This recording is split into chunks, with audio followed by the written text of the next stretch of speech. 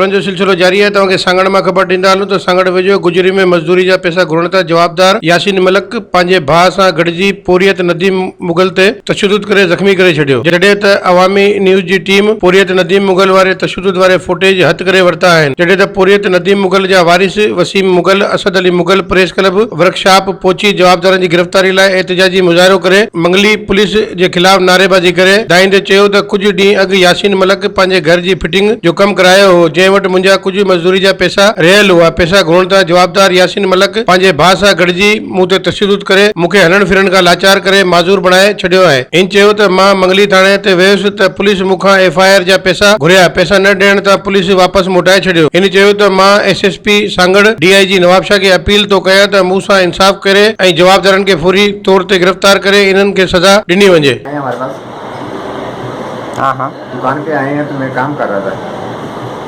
तो आके बस अचानक उन्होंने तशद्दुद किया, मारा मुझे, वार किए, मार के जो है घसीट के वहाँ से गाड़ी में डाला। उसके बाद जनाब तो मंगली पुलिस से एक्शन ले रही है उनके ऊपर। ना सिविल अस्पताल से हमारे को सर्टिफिकेट मिल रहा है, कच्चा सर्टिफिकेट दिया डॉक्टर ने, उसके बाद पक्का जो है नहीं दे रहा है।